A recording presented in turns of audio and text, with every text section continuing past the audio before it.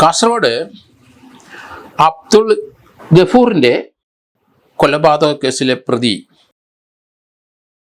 ജിന്നുമ്മ എന്ന സ്ത്രീയെയും അവരുടെ കൂടെ ഉണ്ടായിരുന്ന പൂച്ചക്കാട് അസ്നിഫ എന്ന സ്ത്രീയെയും കാസർഗോഡ് പ്രിൻസിപ്പൽ സെഷൻസ് കോടതി ജാമ്യത്തിൽ വിട്ടു. പ്രവാസി അബ്ദുൾ ഗഫൂറിൻ്റെ മരണം 2023 ഏപ്രിൽ 14 സംഭവമാണ്. അദ്ദേഹം വിദേശത്തായിരുന്നു, ധാരാളം പണമുണ്ട്. അദ്ദേഹത്തിൻ്റെ വീട്ടിൽ ഒരു പൂജ അല്ലെങ്കിൽ അവിടെ ഒരു മന്ത്രവാദി, അത് ജിന്നുമ്മ എന്ന KH ഷമീന എന്ന സ്ത്രീയാണ്. അവരുടെ ഭർത്താവ് മധൂറുള്ള TM ഉബൈസു എന്ന ഭർത്താവ്, അയാൾക്ക് 38 വയസ്സുണ്ട്. ഇവർ പൂജ നടത്തി അല്ലെങ്കിൽ മന്ത്രവാദം ചെയ്തിട്ട് കൊടുക്കുന്ന സ്വർണത്തിൻ്റെ ഇരട്ടി സ്വർണം ആക്കി കൊടുക്കും. അതാണ് ജിന്നിനെ വരുത്തി ആണ് അത് ചെയ്യുന്നത്. എന്തായാലും എത്ര പവനുണ്ടോ അതിൻ്റെ ഇരട്ടി പവൻ. അത് വിശ്വസിച്ചാണ് പ്രവാസിയായ അബ്ദുൾ ഗഫൂർ ഇവരോട് സഹകരിച്ച് അയാളുടെ വീട്ടിലെ ചില പൂജകൾ അല്ലെങ്കിൽ ചില മന്ത്രവാദങ്ങളൊക്കെ ചെയ്തു. അയാൾ വിശ്വസിച്ചുകൊണ്ട് ആ വീട്ടിലുള്ള സ്വർണം കൂടാതെ ബന്ധുക്കളുടെ ഒക്കെ പലരെയും സ്വർണം ഇരട്ടിച്ച് തരാം എന്ന് പറഞ്ഞ് ഇയാൾ വാങ്ങിച്ച് 596 പവൻ അത്രയും പല പ്രാവശ്യമായിട്ട് പൂജ നടത്തി. അത് കുറേ നേരം ഇത് പൂജയ്ക്ക് വെച്ചിരിക്കണം ഈ സ്വർണം, എങ്കിൽ മാത്രമേ അത് ഡബിൾ ആവുകയുള്ളൂ. അങ്ങനെ വെച്ച സ്വർണം പലതും പിന്നെ ഇല്ലാതായി. അത് ചോദിച്ചപ്പം പിന്നെ അത് മടക്കി കൊടുക്കാൻ കഴിയാതെ വന്നു. ഈ ജിന്നുമ്മ എന്ന സ്ത്രീ, അവരാണ് ഈ പൂജകളും ഈ ക്രിയകളൊക്കെ നടത്തുന്നത്. അവരുടെ സഹായിയായിട്ടാണ് അസ്നിഫ എന്ന സ്ത്രീ. ഇവർക്ക് മക്കളുണ്ട്. അവർ പ്രായപൂർത്തിയാകാത്തവരാണ്, മൈനറാണ്. അത് പ്രിൻസിപ്പൽ ജില്ലാ ജഡ്ജി കാസർഗോഡ് പരിഗണിച്ചിട്ടാണ് ഇവർക്ക് ഇപ്പോൾ ജാമ്യം കൊടുത്തത്. എന്നാൽ ഇവരുടെ ഭർത്താവ് ഉബൈസിന് ജാമ്യം കൊടുത്തില്ല. ഈ സ്ത്രീകൾക്ക് 2 ജാമ്യം കൊടുത്തു. 4ാമതൊരു പ്രതി ഉണ്ടായിരുന്ന നേരത്തെ മധൂർ കൊല്ലിയാർ ഹൗസിലെ ഐഷ, 40 വയസ്സുള്ളവരാണ്. ഇവർ പൂജയ്ക്ക് വെച്ച സ്വർണങ്ങൾ വിറ്റുകൊടുക്കാൻ സഹായിച്ചവരാണ്. തെളിവ് നശിപ്പിക്കുന്ന കാര്യം ഇതിലെ കുറ്റം മാത്രമാണ് അവർ ചെയ്തിരിക്കുന്നത്. അതുകൊണ്ട് അവർക്ക് നേരത്തെ ജാമ്യം തന്നെ കിട്ടി. അവർക്കും 40 വയസ്സുള്ള സ്ത്രീയാണ് മധൂർ കൊല്ലിയാർ ഹൗസിലെ ഐഷ. അവർ ജാമ്യത്തിൽ പോയ ശേഷം ഇവർ പല പ്രാവശ്യം ജാമ്യത്തിന് പോയിട്ട് കോടതി കൊടുത്തില്ല. ഇപ്പം ജിന്നുമ്മയ്ക്ക് കൊടുത്തു. കാരണം കുട്ടികളുണ്ട് അവർക്ക്, അതുപോലെ നോക്കാൻ ആളില്ല. അവരുടെ സഹായിയായി നിന്ന ആ സ്ത്രീകളും അസ്നിഫ, അവർക്കും ജാമ്യം കൊടുത്തു. അതേസമയത്ത് ഇവരുടെ ഭർത്താവ് TM ഉബൈസിന് ജാമ്യം കൊടുത്തുമില്ല. 596 പവനാണ് അടിച്ചു മാറ്റിയത്. ഈ കേസ് 2023 സംഭവമാണ്. അത് ഏപ്രിൽ 14 ഇയാൾ ബെഡ്റൂമിൽ മരിച്ചു കിടക്കുന്നതായിട്ടാണ് വന്നത്.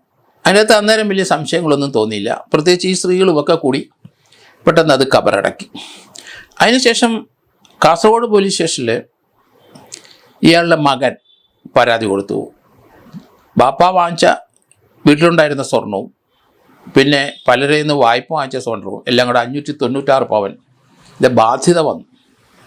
അങ്ങനെയാണ് അവിടെ പരാതിപ്പെടാനുണ്ടായത്. അവിടെ DYSP ആയിരുന്ന ജോൺസൺ, അദ്ദേഹം തിരുവനന്തപുരത്തെ ഉള്ള ആളാണ്. അദ്ദേഹം അവിടെയാണ് വർക്ക് ചെയ്യുന്നത്. അദ്ദേഹത്തിന് അത് സംശയം തോന്നി. ജോൺസന് അതിന് FIR ഇട്ടു. ആ മരണത്തിൻ്റെ ആയിട്ട് ബന്ധപ്പെട്ട സമയത്ത് തന്നെ ഒരു സ്വാഭാവികമായ ഒരു മരണമാണ്, വീട്ടിൽ കിടന്ന് മരിച്ചതാണ്. അങ്ങനെ അത് കബറടക്കിയിട്ടുണ്ടെങ്കിലും ഇപ്പോൾ അത് സംശയാസ്പദമായി. അതിനകത്ത് 2-3 സ്ത്രീകളും മധൂറിലുള്ള ഉബൈസും ഒക്കെ ഉൾപ്പെട്ടിരിക്കുന്നു. അവിടെ ചില കർമ്മങ്ങളൊക്കെ നടത്തി അതിന് വെച്ചതാണ് സ്വർണം. ആ സ്വർണം ഇപ്പം കാണാനില്ല. അപ്പോൾ അതിന് മരണത്തിൽ സംശയമായി. അങ്ങനെ അത് റീപോസ്റ്റ്മോർട്ടം നടത്തുകയായിരുന്നു.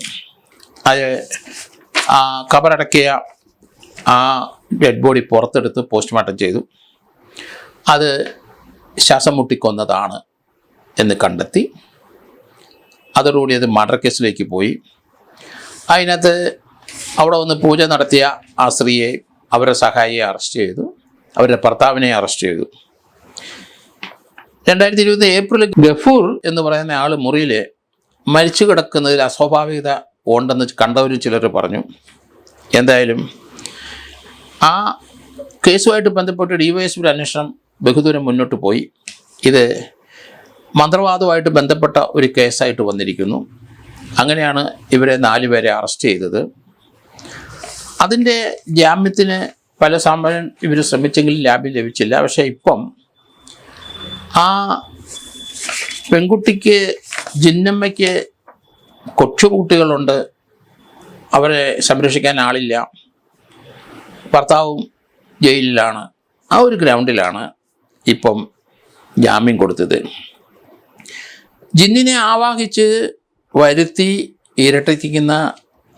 ഇരട്ടിക്കുന്നു, അല്ലെങ്കിൽ സ്വർണ്ണമാണെങ്കിലും രൂപയായാലും അതിൻ്റെ ഇരട്ടി ലഭിക്കും എന്ന് വിശ്വസിപ്പിച്ചാണ് ഈ ഒരു മന്ത്രവാദം നടത്തിയത്.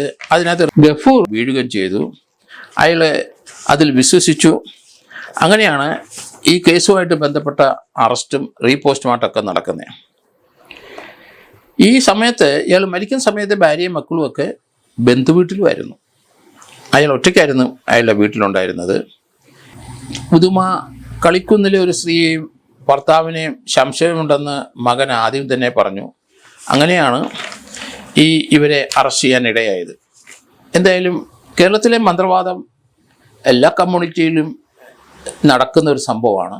ധാരാളം പേര്, വിദ്യാഭ്യാസമുള്ളവരും അല്ലാത്തവരും ഒക്കെ അത് വിശ്വസിച്ചുകൊണ്ട് ഇതുപോലെയുള്ള ചില പൂജകൾക്കൊക്കെ വിധേയമാകുകയും പണം കൊടുക്കുകയും അതുപോലെ തന്നെ ആ മന്ത്രവാദത്തെ വിശ്വസിച്ച് തങ്ങൾക്ക് ഇരട്ടി സൗഭാഗ്യം വരുന്നു എന്ന് ചിന്തിക്കുകയും ചെയ്യുന്ന വ്യക്തികൾ ധാരാളമുണ്ട്. എന്തായാലും ഇപ്പം ജാമ്യം കൊടുത്തെങ്കിലും ഭർത്താവിന് ജാമ്യം ലഭിച്ചിട്ടില്ല. ഡിവൈഎസ്പി ജോൺസനാണ് ആ കേസിൻ്റെ അന്വേഷണം, കുറ്റച്ചാർജ് തയ്യാറാക്കുന്നത്. അതിൽ കുറേയൊക്കെ സ്വർണം റിക്കവർ ചെയ്തെന്നാണ് ഇതുവരെ മനസ്സിലാവുന്നത്. ബാക്കി കുറേ റിക്കവർ ചെയ്യാനും ഉണ്ട്. ഏതായാലും പ്രതിയായ ഒരു സ്ത്രീ ഇപ്പോൾ ജാമ്യത്തിൽ പോയി. എന്തായാലും ആ ഭർത്താവിനുള്ള ജാമ്യം കോടതി അനുവദിച്ചിട്ടില്ല. കാരണം അത് അയാളുടെ ഇൻവോൾവ്മെൻറ്റ്, ആളെ സംഘടിപ്പിക്കുന്നതും ആളെ സംഘടിപ്പിച്ച് കൊണ്ടുവന്നു കഴിഞ്ഞാൽ ഭാര്യയായ ജിന്നമ്മയെ കൊണ്ട് അത് വിശ്വസിപ്പിക്കുന്നത്. അവർക്ക് നല്ല വിദ്യാഭ്യാസം ഉള്ള ഒരു സ്ത്രീയായിട്ടാണ് കാണുന്നത്. അവർ അക്യുപഞ്ചറിൽ ഏതോ ഒരു ഡിപ്ലോമ ഡിഗ്രി എടുത്തിട്ടുണ്ട്. അതുപോലെയുള്ള ഒരു സ്ഥാപനം അവരിപ്പം കണ്ണൂർ നടത്തുന്നുണ്ട്. അക്യുപഞ്ചറിലും അതുപോലെ തന്നെ അസ്ട്രോളജിയുമായിട്ട് ബന്ധപ്പെട്ട ഒരു സ്ഥാപനം. പല ആൾക്കാരും കണ്ണൂർ വരുന്നുണ്ട്. കൂടുതൽ ആൾക്കാരെ വശീകരിക്കാനുള്ള ഒരു സ്ഥാപനമാണ് അത്.